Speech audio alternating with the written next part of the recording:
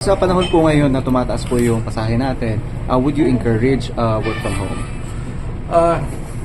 Alam mo, as a driver, ayaw mo yung work from home kasi mawawalan ka ng pasahero, no? But as a passenger, commuter, gusto mo yung work from home, it's very difficult really. It's a very difficult situation. Kailangan namin pagandaan kasi at the end of the day, of course, the commuter will decide kung papasok pa siya o sa work from home na lang siya. Yun ang binabantayan natin ngayon. As I said, yan ang mas maka-apekto sa kita ng ating mga driver, yung passenger load po nila.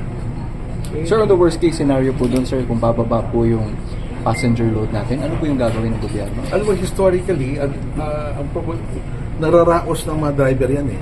Now, they have various means to adjust kasi year in, year out, nangyayari naman, wala nang pasok, mababa kita nila. Ang problema natin dito kasi, hindi natin alam gano'ng katagal. Kasi yung vacation, summer vacation, 2 buwan lang. Ito po, baka magtagal. Yun ang problema, I think, at the end of the day. Sana kung alam natin 1 buwan lang to 2 buwan, tingin ko magagawa natin ang paraan. Pero kung gano'ng katagal, yun ang ating hindi alam.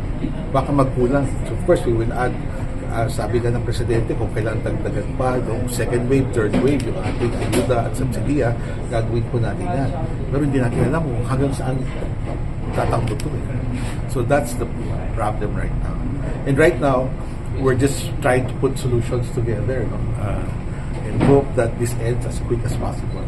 Chair, if you may give figures lang, kano po bumababa yung turnout ng passengers kapag bakasyon? Monitor namin, no? But if yung special permits is any indication ng reduction in passenger load, no? As in, kung dati-rati, mga 1,400 special permits ang natatanggap natin for bakasyon ng Holy Week, no? Ngayon, wala pa tayong 1,000 eh. 2 weeks to go na lang before Holy Week, pero wala pa tayong 1,000 aplikante. So we'll see, right? In fact, pagbalik ko sa opisina ngayon, monitor pa rin natin yun to see kung ano nangyayari as far as additional use is concerned. Because that